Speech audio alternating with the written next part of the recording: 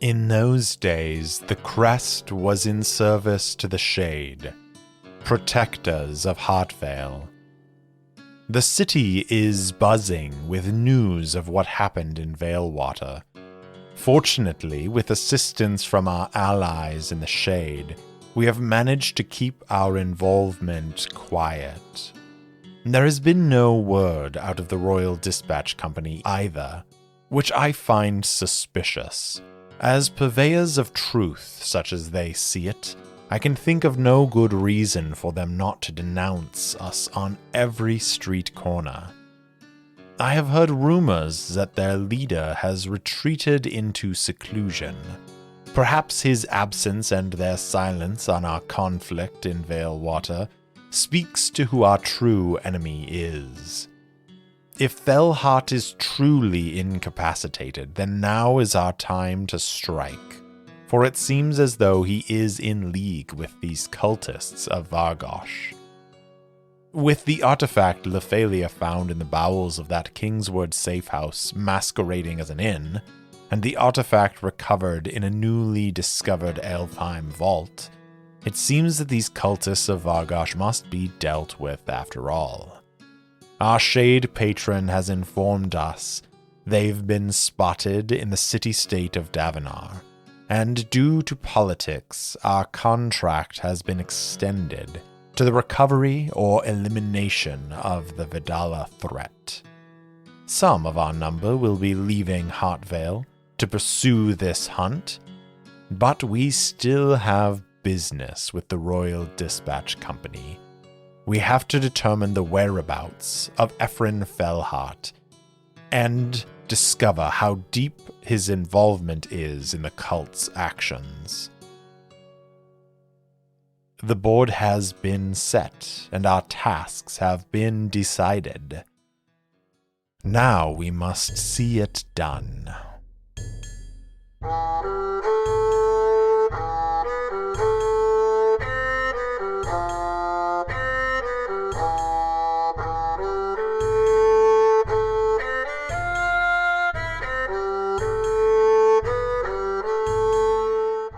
Welcome back for another episode of Errant Adventures. As always, I'm your game master and solo player, Steve Morrison. On this week's episode, the soldiers of the Crest reunite in Valewater and face the consequences of the hidden artifact's detonation. Find out what happens on episode 35, A Price to Pay.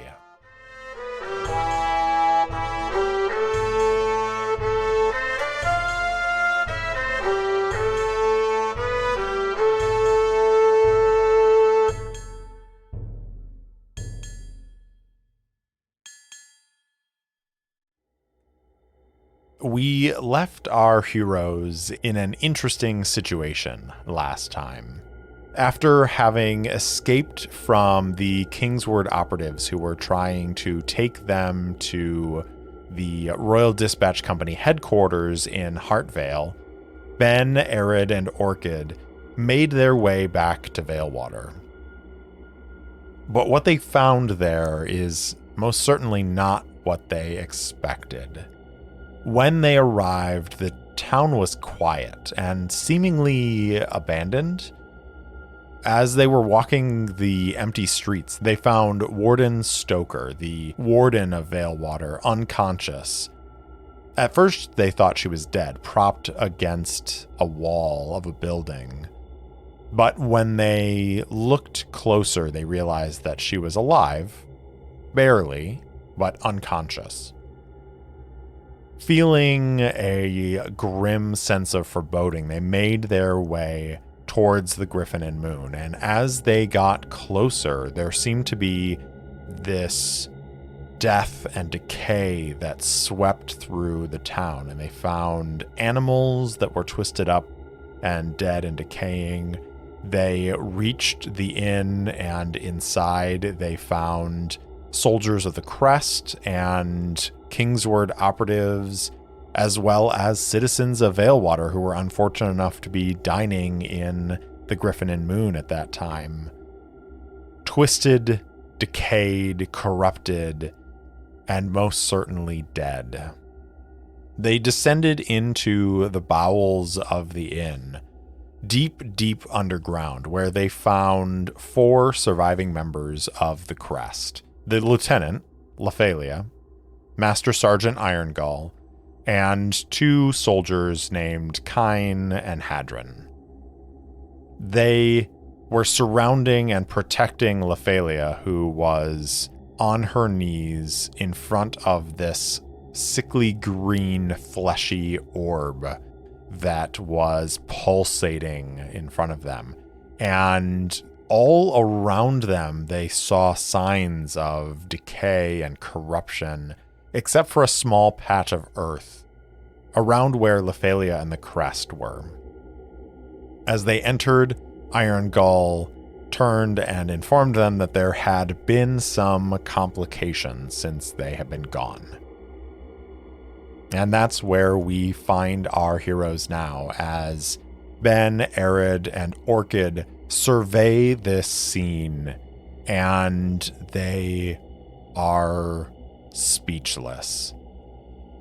There is a sense of corruption and decay in the air. There are some bodies of some Kingsword operatives that tried to attack the Crest in this underground cavern, and their bodies are gnarled and twisted and rotting.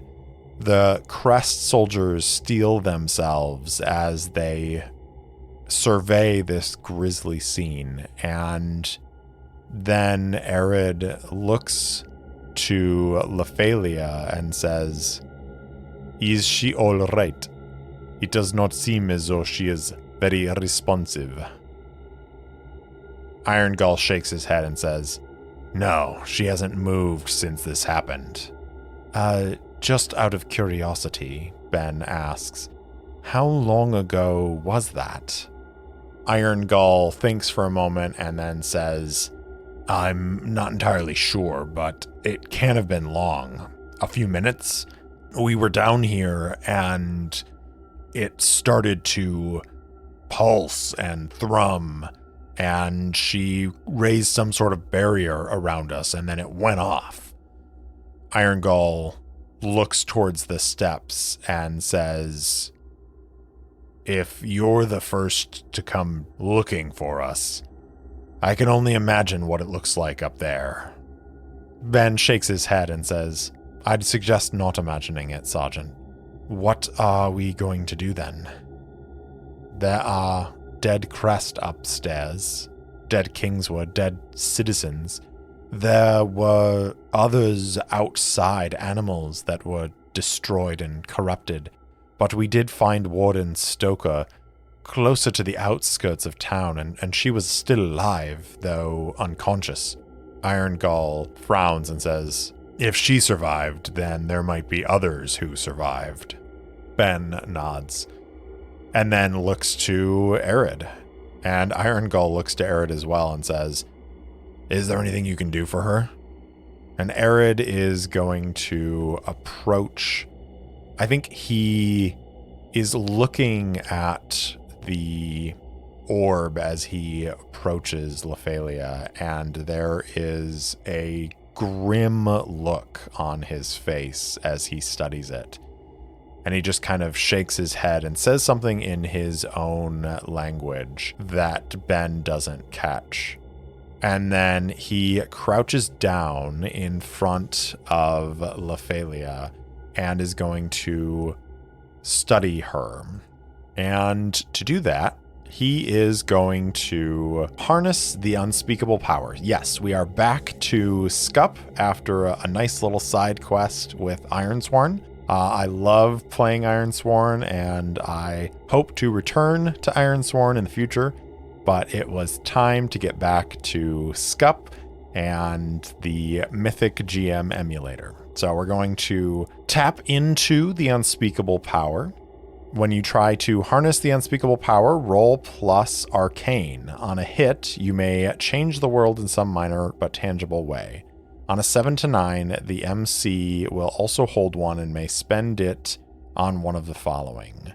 The power knows what you're doing and why you're doing it. The power asks for something minor in return. The power requests some small show of loyalty. So I think this is what happens. Arid bends down, he studies her, he says some words in an arcane chant, and then he turns back to the sergeant and he says, "She is hiding deep within herself. She has taken a great deal of mental stress from whatever it was that happened here. And it is very likely that she is dealing with that in her own way. I can try to bring her back with arcane power, but there is no guarantee." Irongull looks from Arid to Lephalia and then back to the floating orb. And he says, "Arid, do you think that you can contain this thing?" Arid looks at it and then says, "I do not know. I have done such a thing with another artifact that we found. It is a long story, Sergeant, and I'm sure that you will hear it all. Suffice to say, we found another artifact belonging to the dead god. I do not wish to speak the name here. I was able to contain it, but this is something different. And if my senses are correct, the lieutenant was trying to do a similar ritual, and she failed. And she is much more powerful than I am. In order to make this artifact dormant again, I will need her assistance. Or perhaps she will need mine." "All right then. Do what you have to bring her out of it." "Yes, Sergeant."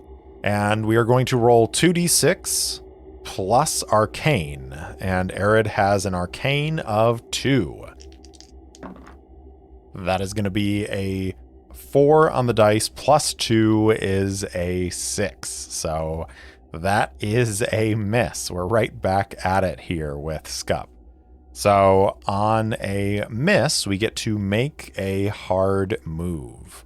So I'm going to go back over to my oracles and look at my MC move table that I've created. I'm going to roll on that. 78. Hint at an unwelcome future. Okay. So Arid focuses his arcane power and he is speaking in a low chant around her. And as he chants, Lephalia, who again is just kneeling there with her hands in her lap, eyes closed, seemingly unresponsive, begins to twitch a little bit and display signs that she is responding, but not necessarily responding in the way that Arid intended. He begins to sweat as his chanting continues, and she twitches a little bit more, and then finally Arid stops, and he is silent for a moment, and then he looks up at Irongull and he says, "I am sorry, this is beyond me. I think that this artifact has made some sort of connection with her, and it would be gravely dangerous for us to break that connection in this state. I do not know what it would do. It could set it off again, and seeing what we have seen, I do not think that is a good idea." Irongull shakes his head and says, "No, I don't think so either. Can we move her?" Can they? Let's ask the fate chart. I'm going to roll over the chaos factor that I used in the faction turn last episode, which was a chaos factor of 7. And I think it is likely that they can move her. 26, which is a yes. So they are able to move her without setting off the artifact. The other question, I suppose, is can they move the artifact? I think that is likely as well. 69, which is an absolute yes. So they're able to move both her and the artifact. In fact, I think that Arid says, I think it would be wise if we take them together. I do not believe that it is going to do what it did again, but I do not wish to separate them. I think that it would be unwise to do so. Iron Gull nods and says, all right, then let's get them back. Kine, Hadron, carry the lieutenant. The two soldiers sheathe their weapons and carefully, reverently even, lift her up. Arid turns to the orb and he says a few words. He chants a little bit and he then nods and says, yes, I think that this will be safe to move. He is going to turn to one of the Crest soldiers. We'll say to Kine and say, Kine, do you have a spare cloak I could use? And Kine pulls one out of his bag and hands it over. Arid then throws the cloak over the orb and sort of like twists a knot in it and then yanks and it moves freely. It was suspended there in the air, not held up by any physical force that they could see. But as soon as he covers it with that robe and then sort of just tugs a little bit, it comes free and then just sort of, he's holding it like a bundle. He says, I do not wish to hold on to this for long, so let us go. Yeah, let's get out of here before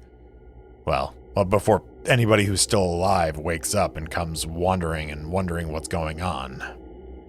They make their way up the steps. And as they emerge into the Griffin and Moon, Iron Gull looks around and just shakes his head a little bit and says, Brigga's 10. This didn't have to happen this way. Ben, at his shoulder, says, it seems to be happening a lot lately. These artifacts, they are dangerous, clearly. And more so, there are people who are trying to get their hands on them. We can't allow that, Sergeant, can we? No, I don't think we can. And then he is going to exit out of the Griffin and Moon with the others in tow. I think at that point, they're going to find a couple other Crest who are approaching, looking a little groggy. And Iron Gull is going to ask them what happened. They explained that they were on the outskirts of town when that wave came through, and then they just all woke up where they were. There are other members of the town who are starting to wake up, including Warden Stoker. And as this is happening, what are the odds of the Red Fox showing up? Because I think this is an interesting question. Would she be able to feel this magic all the way in Heartvale? I'm going to say it is very unlikely, which is still a 50-50 shot. 33 is a yes. Yes, she does. And that is a double that is under the chaos factor. So it is a random event. I'm happy with myself for remembering that. So we are going to go ahead and determine an event focus for this. 32. Introduce a new NPC. Perfect. And we're going to roll on action and subject for this. 88, control, and that double doesn't create another random event. And then 5, control inside. Control inside. Well, the only thing I can think that they would need to control the inside of is the Griffin and Moon and the absolute horror show that is. So I think the question was, does the Red Fox show up? And that was a yes. But maybe this new NPC is a proxy that somebody that the Red Fox sent. It would have to be a new NPC, so it wouldn't be Erdira. So let's go ahead and ask the fate chart that. I think it's very likely that this is someone sent by the Red Fox. 30 is the result, and that is a yes. So we're going to introduce a new NPC, and to do that, we're going to pop over to Maze Rats, and let's go ahead and roll our d6, see if we're rolling on male or female names. 1 to 3 will be female, 4 to 6 will be male. A 6, so it's a male, a name. 5 and a 6, Reinhold. It's a pretty good name. Reinhold. Does he get a surname? Yes, and I'm going to roll a d6. 1 to 3 will be upper class. 4 to 6 will be lower class. 1 to 3. 3 is our result, so it's going to be on the upper class name. 4 and 6 is Philiphant. Reinhold Philiphant. Wonderful. I think normally I would ask the question, like, what is his profession? Who is he? What is he? But we know that he is connected to the Red Fox, so I think that's going to make him a shade. And because the question was, did the Red Fox feel or sense that burst of magic in Heartvale? I think Reinhold Philiphant is going to be another mage. So he is going to show up. Now, I think the other question, and this is a pretty important question, is does he show up because he was sent by the Red Fox in response to like the actual feeling of that magical energy going off, or because the seers that are in the employ of the Shade saw some catastrophe that was going to happen and sent him to assist them? I think what I'm really asking here is, do these mages have some form of portal teleportation, or does he have to get here the old-fashioned way because somebody foresaw it? So I'm going to ask the question of, is he coming in response directly to this magical outburst? And I'm going to say it's very unlikely that it's directly related to this. 82 is a no. No, it's not. So the seers foresaw that there was going to be a disaster in Valewater, told the Red Fox, and she dispatched Reinhold Philiphant on horseback. I think we should definitely roll up a look for this chap and see what we've got. So our appearance is going to be 2 and 6, delicate. What about a physical detail? 4 and 5, a mustache. He has a fine, but perhaps delicate mustache. What is his clothing like? 1 and 6, dated. So his clothing is not in fashion. What's his personality like? 6 and 1 on this is going to be spacey. Perfect. And mannerisms. 5 and 6, squeaky. Well, we'll see if I can pull that off.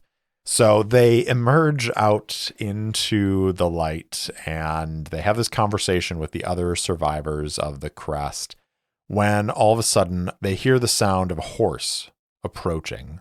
The soldiers of the Crest kind of set themselves and turn, and they see a horse riding towards them with this slight figure on the back of the horse. He has very sort of narrow, fine features with a well-kept mustache.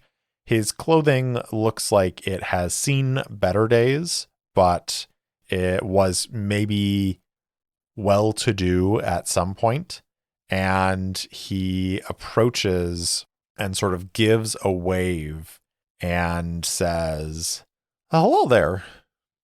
Oh yeah, now we're sticking with this. Hello there. I'm Reinhold Philiphant. I was sent to help out the Crest, and you look like the Crest. Iron Gull turns and looks at his soldiers, and he says, I beg your pardon, who are you, and who sent you exactly? I'm Reinhold Philiphant, and I'm a shade. And he fishes out a shade coin and holds it up. I was informed that you might have some issues that need assistance. I see. And how exactly are you going to help? Well, I've got a little bit of the talent in me, and, I don't know. I don't know what your problem is. Iron Gull approaches him and says, let me see that, and gestures for the shade coin, which Reinhold shows him happily. And Iron Gull studies it for a long time. And then he calls Arid over and makes a couple gestures to Arid in the Crest hand sign to basically ask if it's legitimate.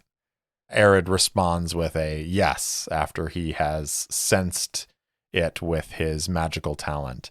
And then Iron Gull looks up at this slight, delicate figure in somewhat dated clothes with a fancy mustache, and he says, really? The Red Fox sent you? Yeah, she sent me. What, is there something wrong with that?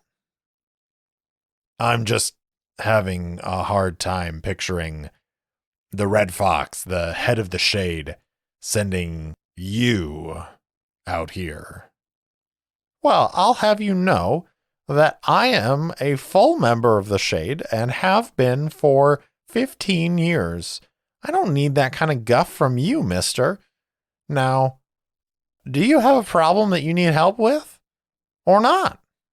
Iron Gull just sort of like looks at Arid somewhat helplessly, and Arid, who I think is, despite the grimness of the circumstance, just grinning widely, and he looks up at Reinhold and says, my friend, it is a pleasure to meet you, and a pleasure to meet someone with the talent. Yes, we do have a great deal of problems here. You see, there is a bit of a mess back there, and we need some help cleaning it up, if you know what I mean.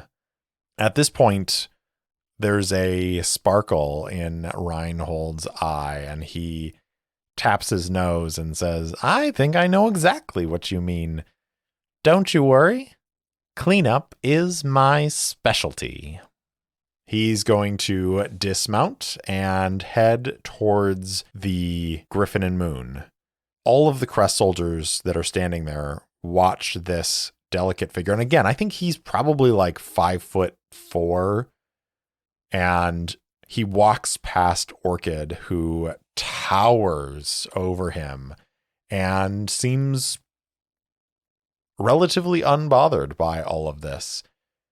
They watch him enter the Griffin and Moon, and then they hear a low whistle, and then he comes back out, and I think the Crest soldiers are all standing there waiting for him to vomit. He just looks at Iron Gull and then Arid and says, yep, you got yourselves a right mess here. I'm glad the Red Fox sent me along. I'll see what I can do about making this all go away. And then he just kind of smiles faintly and then turns back and heads back inside. Iron Gull turns to Arid and says, is he all right? I think he is quite fine. Seems as though he is in his element, as it were. And we are fortunate to have allies like the Shade, who are able to send us proficient cleaners. There's something unusual about someone so chipper walking into a bloodbath like that. Ben approaches, and I think he smiles a little bit and says, I've seen it before. There's a certain personality that walks into grisly scenes and deals with it with aplomb. I'm sure the Shade use him often. Well, let's leave him to his work. See about getting our people out of here. They're going to gather up the rest of the Crest, and they are going to move out. And they're going to head back to Heartvale. Now, I didn't set up a scene because I felt like the scene was carrying on from the end of our little Ironsworn side quest there. But I think that they, relatively speaking, have things under control. So I am going to drop the chaos factor down to 6 for this next scene. And it's going to be the return to Heartvale. I'm going to roll a d10 and compare it to our chaos factor of 6. A 1. So we are beneath the chaos factor, and an odd, which is going to be an altered scene. So this is the next logical scene idea. So instead of it being the journey back, let's say it is them reaching the city. And as they return to the city, they are making their way through the gate. I think because of the timing of everything, they would have gotten on the road and then had to camp on the road and then finish the journey the next day. But as they are entering the city, Iron Gull says, we have to get the lieutenant back to the crow's nest, and then we have to figure out what we're going to do with her. Does Ben know of anyone in the city who might be able to help? And I think he does, so I'm going to say it's very likely that he does. Chaos factor of 6, 90, which is a yes. Barely a yes, but it is a yes.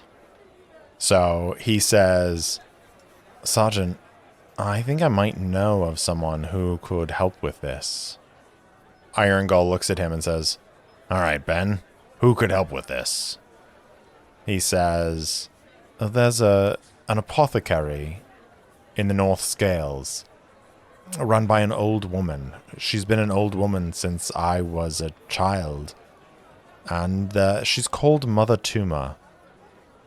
She has been known to remedy many a malady, and it's possible that she might have some curative that would be effective in this. Iron Gull looks at Arid and he says, Arid, do you think that's something that might work? Or do we need to take the lieutenant to the Shade and see what they can do? Arid says, I do not know for sure, but it is possible that some sort of alchemical curative might be able to bring her out of this state of detachment that she is in. It is perhaps worth the effort to see. And Iron Gull is going to say, all right then, we'll take the lieutenant back. Ben, you, Arid, and Orchid, seems like you've worked pretty well so far. You head to this Mother Tumors and see what you can find out. Watch yourself. DeSoto's men are probably still out looking for us. Ben nods and says, don't worry, Sergeant. I'll take the scenic route. Iron Gull chuckles and says, well, just don't get distracted while you're out.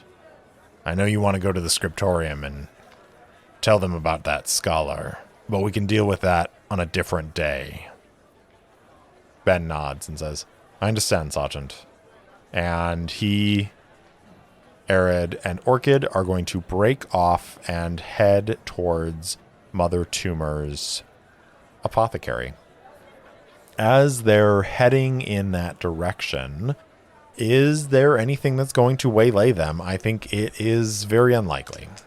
So I call this 45 or less on here. 49 is a no. So no, they are not waylaid on their way to the apothecary.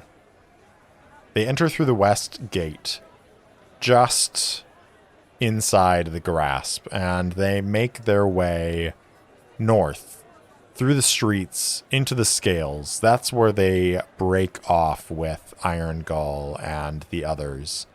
And they continue their way through the north scales and towards where Mother Tumor's apothecary shop is.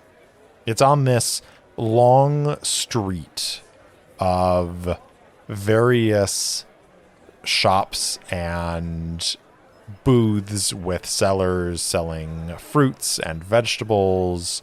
There are people out there hawking all sorts of goods. And finally, Ben leads the two of them to this small storefront that is just off the road. It's kind of around a corner and half tucked into an alley. It's very much the sort of place that you have to know where it is in order to find it. And he leads them to it. And before they enter, Erid says, "This Mother Tumor, have you visited her before?" Ben considers the question and then says, No, I have not been here myself, but I've heard good things." Erid says, "Well then, let us see what we are getting into." And they enter the apothecary shop.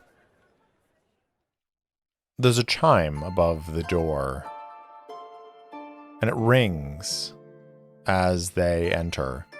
It's a small shop, but it is abundantly packed with things. There are shelves going to the ceiling that are full of a variety of reagents and other ingredients that might go into a potion or a poultice. There are herbs hanging from the ceiling, and there's a pleasant smell of cinnamon and cardamom and other fragrant spices. Erid, I think, takes a deep breath and says, "Now this is a very wholesome place." Ben smiles and says, "That is what I've heard. I've heard that her curatives are, well, the best in the city. And that's saying something when we have Silverleaf's clinic here as well." Orchid, I think, sneezes behind them and then says, "What? I'm not used to it." Ben shakes his head and then looks around. There doesn't seem to be anyone here, which is odd because the door was most certainly not locked. He looks for a doorway to a back room, but as far as he can tell, the shop is simply this small room with these tall stacks and fragrant herbs. It's unassuming. And yet, I think as they are standing there, Erid says, "Wholesome, yes. But there is something else here. It is... I'm not sure." They begin looking around, and I think Ben even goes so far as to say, "Hello, Mother Tumor, are you here?"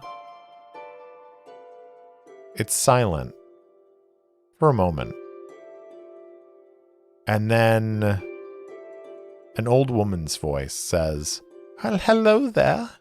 How's it going, you three?" And all three of them turn, and there is an old woman standing in one corner of this small, small shop where there wasn't before. Ben looks over at Orchid, and Orchid shrugs. Ben looks at Arid, and Arid is smiling from ear to ear. He says, "That was wonderful. How did you do it?" "Do what, my dears?" "How did you come through that wall? It was not a doorway a moment ago." And now Ben can see that there is, in fact, a door there. He's not sure how he missed it before. Mother Tumor, this old woman with shining hazel eyes, who looks at them with an endearing smile, says, "I just opened the door, my dears. That's all. Now tell me, what brings you to Mother Tumor's? I assume you need some sort of potion or curative?" Ben steps forward and says, "Yes, we are in search of a curative to bring our friend out of a state of..." And he kind of turns and looks to Arid for help, and Arid says, "Her mind is distant from her body. She engaged with a powerful magical item, and she is currently, let us say, walking the astral planes." Mother Tumor takes this in and nods. She says, "You're Crest soldiers, aren't you?" The three of them look at each other and then to her. Ben says, "And why do you say that?" "Well, you have the look of Crest. Of course, I'm not used to having mercenaries in my shop. Oh no, it's usually only small poultices and potions from Mother Tumor, but this could be a great work, could it not?" Arid, I think, steps forward and says, "Yes, it could be a great work. Tell me, who are you?" She looks at him and she says, "Who is any of us, my dear?" "Well, I am Arid, and this is Ben, and that is Orchid. Those are our names. What is your name?" There's a little sparkle in her eye, and she says, "Well, you may call me Mother Tumor, though that is not my name." And with that, she looks at Arid, and he kind of takes a step back. And then she smiles, and she says, "Yes, my name is something else, as yours is something other than Arid.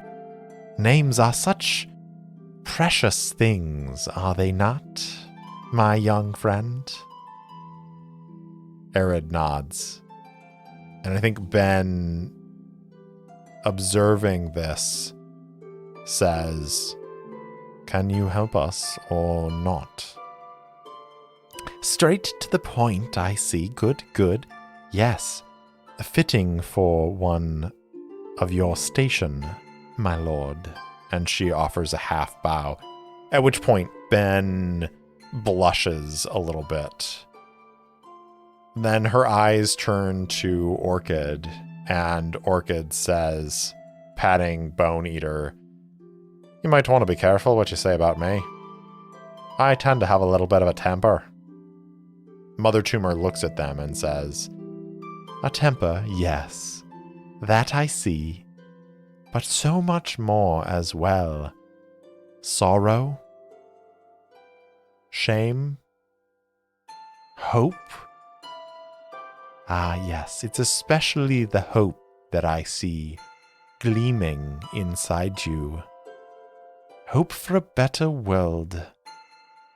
Yes, I like that. I like you three.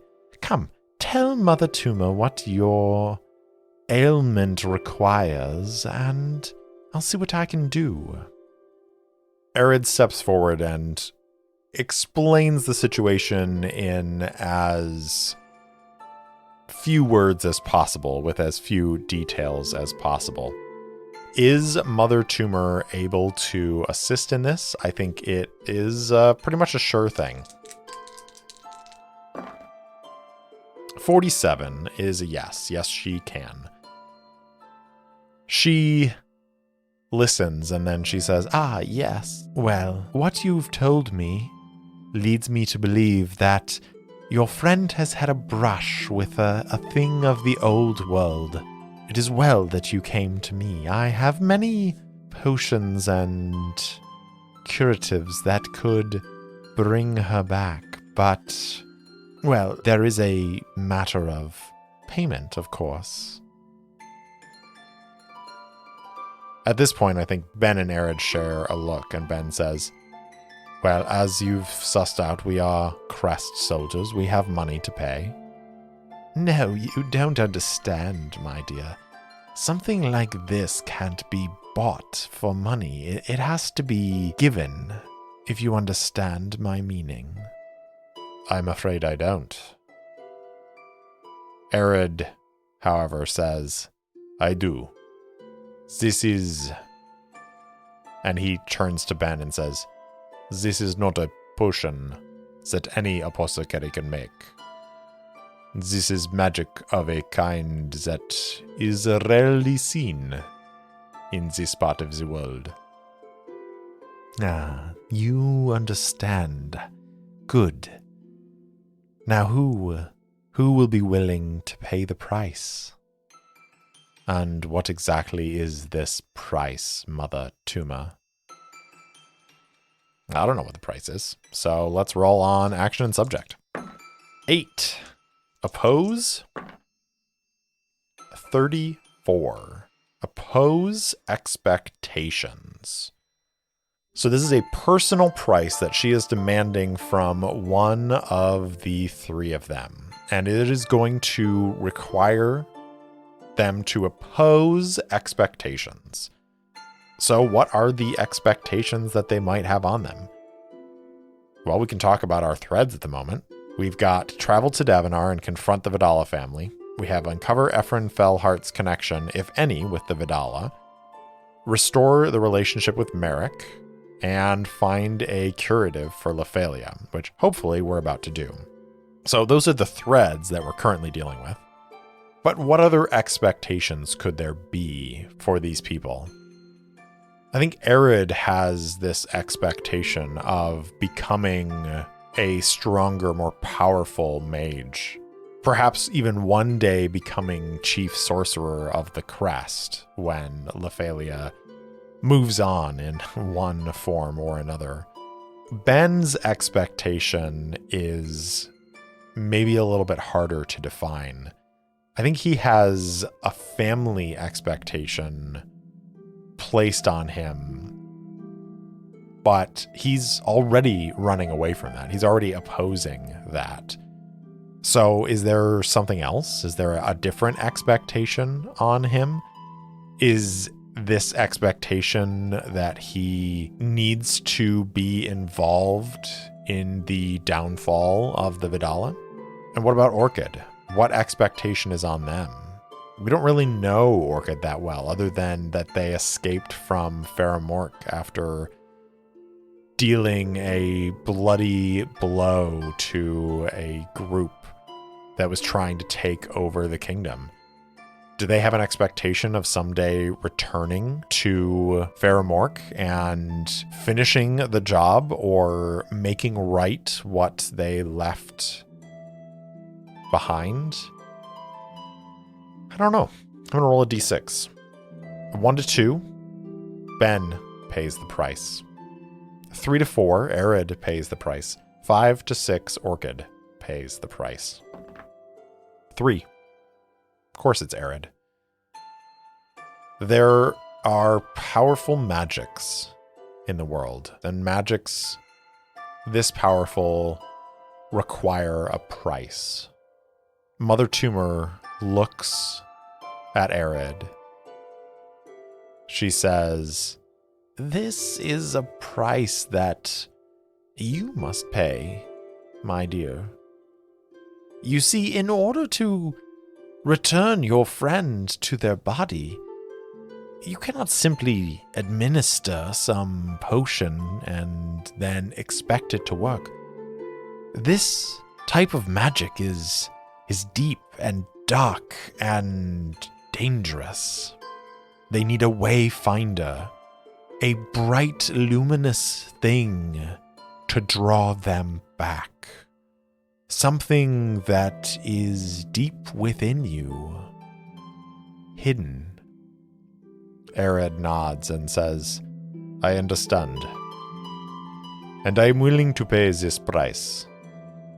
Ben speaks up and says, "Wait, what is the price, Arid? I don't understand, and I don't want you to sacrifice your life or your power or something equally important for the lieutenant. We'll find another way." Arid shakes his head and says, "Things are moving quickly now, Ben. And there are many things that we must do. The lieutenant must return to us, and this way will be the fastest way. But don't worry, my friend. I'm not going to die or lose my power. Just make myself vulnerable." Ben says, "I don't understand, but I respect whatever sacrifice you make." Arid smiles at him and says, "You will understand in a moment." And then he turns to Mother Tumor and says, "Do you need time to prepare, or shall we begin?" She waves a hand and a vial appears and some other ingredients appear, and she sort of waves her hand in a couple of concentric circles, and the ingredients swirl together.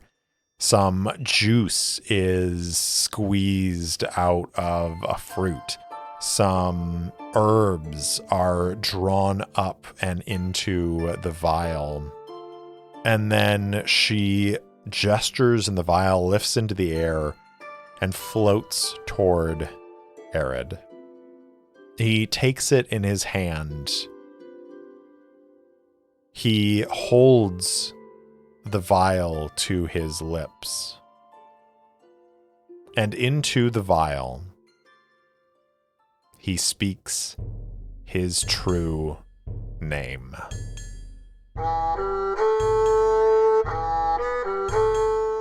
Thanks for listening to Errant Adventures, and thank you so much to Syrinscape for the lovely ambient sounds and music throughout the episode.